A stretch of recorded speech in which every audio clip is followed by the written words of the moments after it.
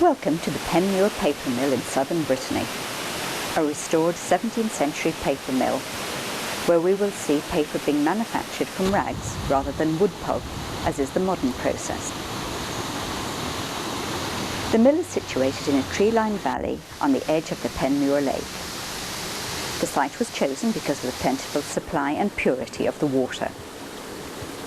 The water quality was a major factor because water is used in the paper making process. Going inside the mill, we find a worker sitting at a rag picker's bench. He is cutting the rags into squares, roughly 1 inch to 1.5 inches in size, using a scythe blade fixed to his bench.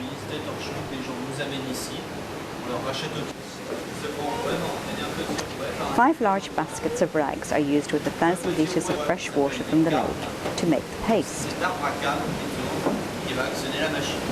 These old machines were invented back in the 12th century by the Italians. The rags and water are pounded with heavy wooden mallets, driven by the water wheel. After pounding for about 30 hours, the paste is ready for the next stage. The paste is then poured into a large vat, where it is stirred to mix the fibres evenly.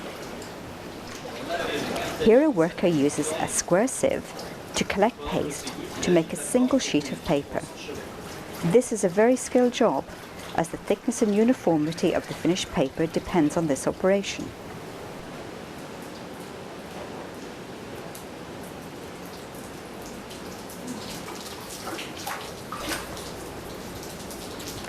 The rags used in the mill are cotton and linen.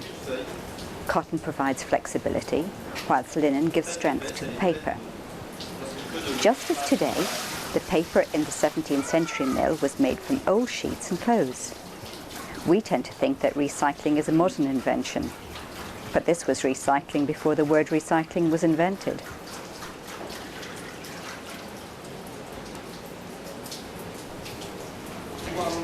Having drained the excess water, the sheet is then placed between woolen felt sheets. The weft of the felt will give its grain to the finished paper when it is pressed during the next stage of the process.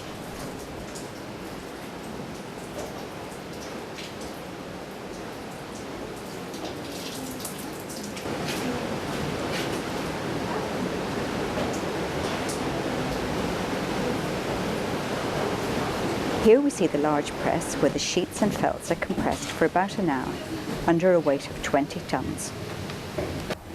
Next we go to the drying room. The drying room is situated at the topmost part of the building and has slatted vents to control the airflow. The sheets are placed on coconut fibre ropes to dry in the air. Coconut fibre ropes are used as they do not stain the paper. Finally, the paper is placed between cardboard sheets and pressed to glaze or surface the paper.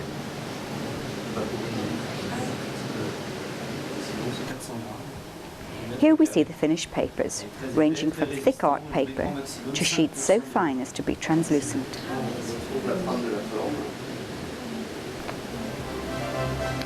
As you have seen, traditional paper manufacture is a lengthy process, with every single sheet produced by hand. Before the Industrial Revolution and modern processes, paper production was very expensive.